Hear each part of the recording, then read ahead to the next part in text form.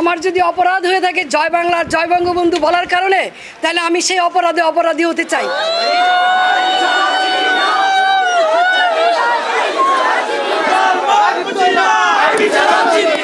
বৈষম্য বিরোধী ছাত্র আন্দোলনের সময় হত্যাসহ একাধিক মামলায় নারায়ণগঞ্জ সিটি কর্পোরেশনের সাবেক মেয়র ডাক্তার সেলিনা হায়াৎ আইভীকে তার বাড়ি থেকে গ্রেফতার করেছে পুলিশ।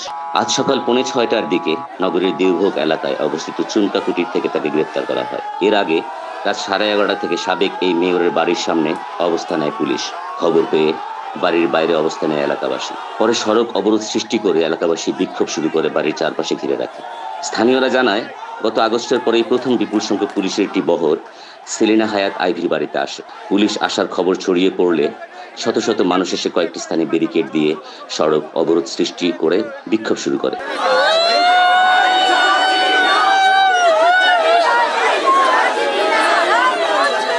গ্রেফতারের সময় সেলিনা হায়াৎ আইভী সাংবাদিকদের বলেন, পুলিশ গ্রেফতারি পরোয়ানা না দেখিয়ে তাকে ধরে নিয়ে যাচ্ছে।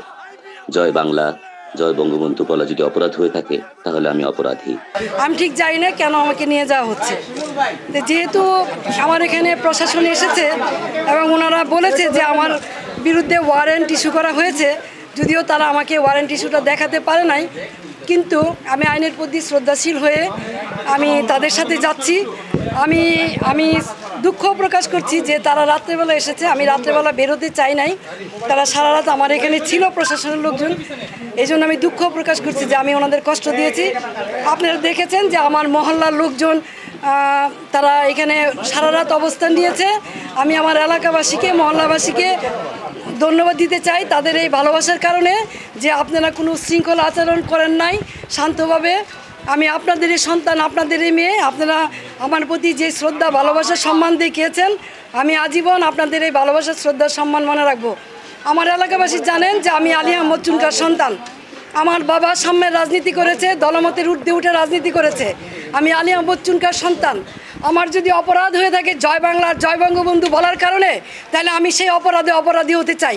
এই জন্য যদি আমার বিচার হয় তাহলে বিচার হবে। এদিকে সাবেক মেয়র সেলিনা হায়াৎ আইভীকে গ্রেফতার করে নিয়ে যাওয়ার সময় শহরের বিবি রোডের কালীর বাজার এলাকায় দুর্বৃত্তরা পটকা ফুটিয়ে ইট পাটকেল নিক্ষেপ করে তাকে নিয়ে যাওয়া গাড়ির বহরে। ডাক্তার সেলিনা হায়াৎ আইভীকে গ্রেফতারের পর শুক্রবার বেলা 10টায় আদালতে হাজির করে একটি হত্যা মামলার শুনানি শেষে কারাগারে পাঠানোর আদেশ দিয়েছে আদালত। বৈষম্য বিরোধী আন্দোলনের সময় সিদ্ধিরগঞ্জের মিনারুল হত্যা মামলায় সিনিয়র জুডিশিয়াল ম্যাজিস্ট্রেট 1-এর বিচারক মোহাম্মদ মাইনুদ্দিন কাদিরের আদালত তাকে হাজির করা হয়। শুনানি শেষে আদালত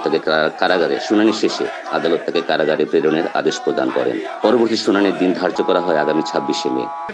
কিছুক্ষণ আগে তাকে আদালতে তোলা হয়, আয়ুর আবেদনের প্রেক্ষিতে আদালতে তোলা হয় এবং বিজ্ঞ আদালত জনাব মাইনুদ্দিন কাদের স্যার, বিজ্ঞ সিনিয়র জুডিশিয়াল ম্যাজিস্ট্রেট, তাকে জেল হাজতে প্রেরণের নির্দেশ দেন। আসামিকে জেল হাজতে প্রেরণ করা হইতেছে। এখন পর্যন্ত রিমান্ডের আবেদন আসে নাই। রিমান্ডের আবেদন আসলে পরবর্তীতে তারিখ ধার্য হবে।